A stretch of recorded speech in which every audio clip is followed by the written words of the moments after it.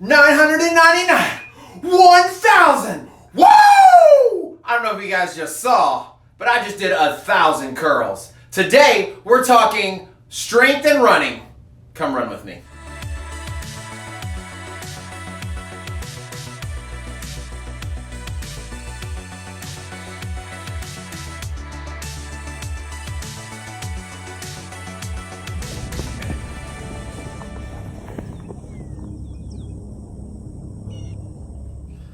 And welcome back to another episode of Running with James. It's so good to be back with you guys. So here's the deal. If you're new to the channel, welcome. We are all things running, all things fitness. And so this week we're actually starting a new series specifically on strength building exercises. So whether it's our core, whether it's our legs, whether it's our mobility, all about getting stronger so that we can be better runners.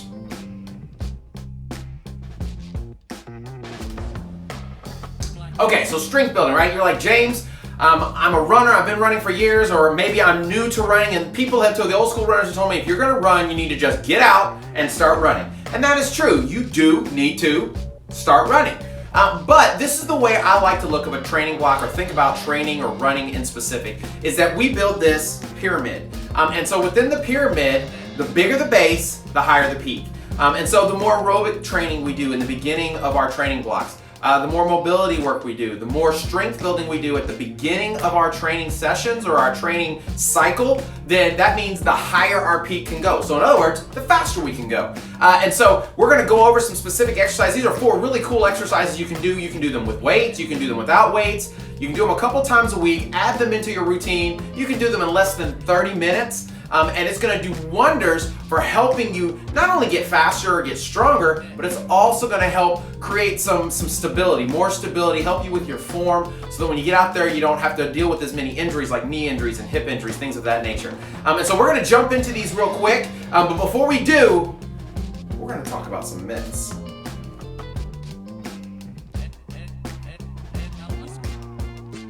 All right, so there's some myths out there that if you do strength training or you lift weights, you're going to get huge, right? The first thing most people think of when they think about lifting weights is Arnold Schwarzenegger, right? They think CrossFit, they think power lifters, but here's the deal. For those guys to get that size and to get that type of strength, they are doing a lot of heavy weightlifting. They're eating a lot of calories, way more calories than they're burning in to allow their bodies to build that muscle. And so when I say a lot of calories, I'm talking like 4, 5, 6, 7, 8, 9, 10,000 calories a day that they're taking in to get that kind of mass. And so by us adding in some strength building and some weight lifting and using our own body weights, we're not going to be getting huge, and we can still stay, lean and mean and be light so that we can run fast. And so here's what we want to do. We want to be very specific with our training. So we want to do run-based, strength-based training if you're a runner only.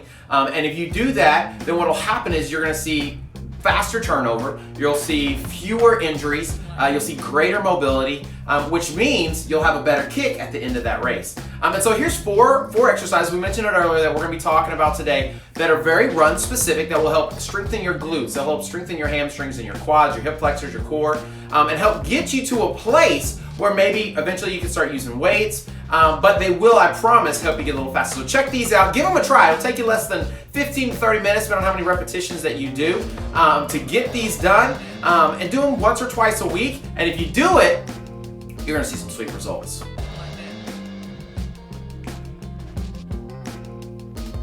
All right, so our first exercise, we are going, I'm so excited because we're being joined by my lovely bride, Leah. And so she is going to be our guinea pig. She's going to show us the correct form on these.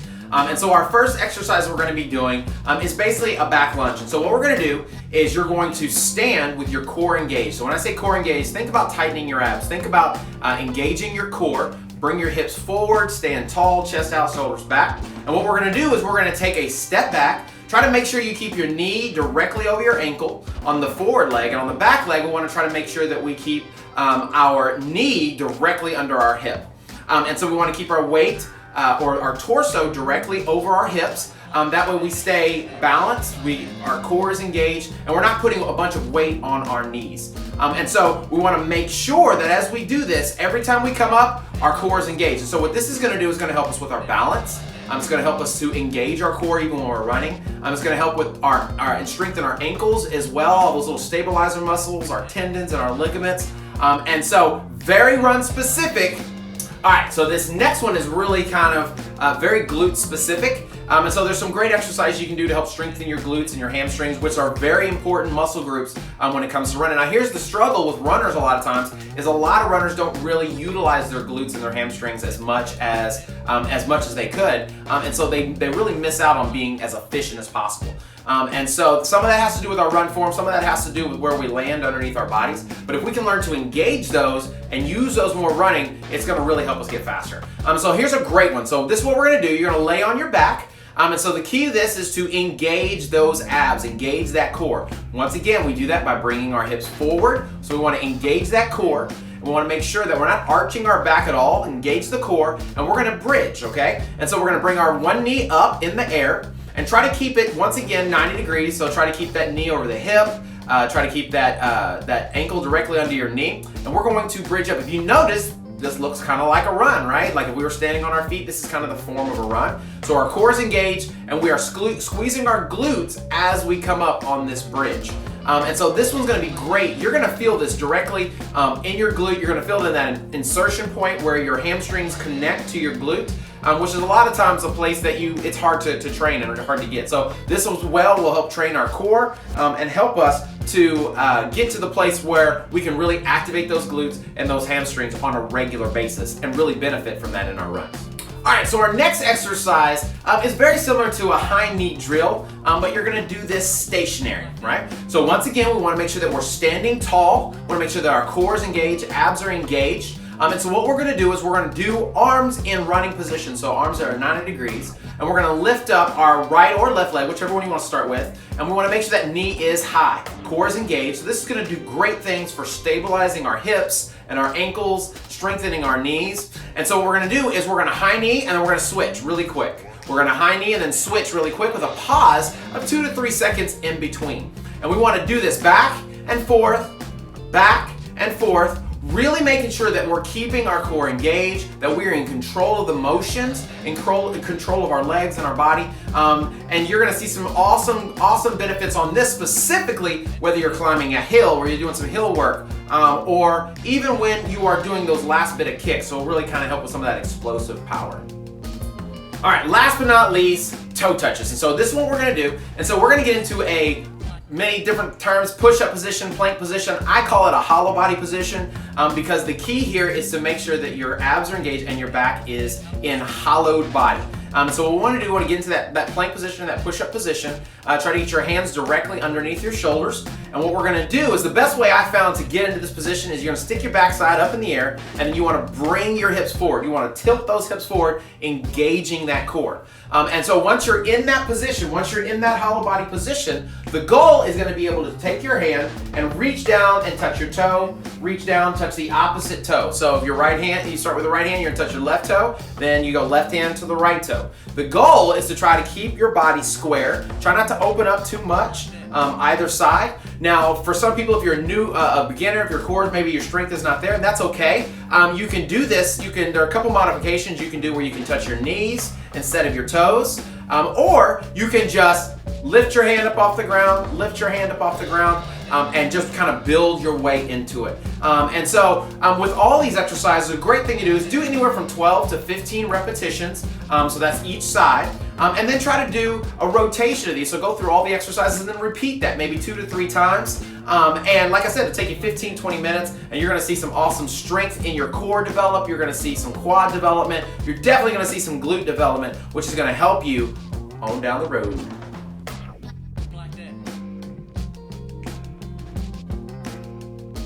And that's it, right? Easy peasy lemon squeezy. That was so good, right? So thanks guys today. I hope you learned something. I hope you're gonna try these things out. And so these are things that you can just really implement into your regular workout routine. Do them with a buddy, find a friend. Accountability is an amazing thing. And so all of our videos, all the things that we do are all about building community, helping people understand that health and fitness is something that we want to make a part of our lives. And so for some of us, we have to change the way we think about health and fitness. And if we do that, if we change our minds, I guarantee you can change your life. And so I encourage you, try something new today, try something new tomorrow, get goals, set those goals. We did a series last week, or we did a video last week, all about setting goals. And so this can be one of those things that you can implement into those goals to help you get there a lot faster. And so we're gonna continue this series next week, talking specifically about core strength. I'm not talking about doing sit-ups, I'm not talking about doing crunches. These are things that are really gonna help strengthen our core, which is gonna make us better runners, better athletes. So if you enjoyed the video, please give it a thumbs up, subscribe to the channel, share James with the people that you love. And so because we're talking about strength, I think instead of singing, I think the only way I can go out is just to do a flex off. A flex off. Put the tricep on them. Oh!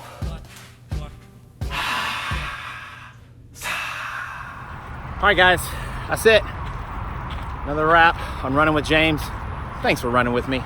And as always, if you enjoyed the video, give it a thumbs up, share it with the people that you love, subscribe, do all those wonderful things.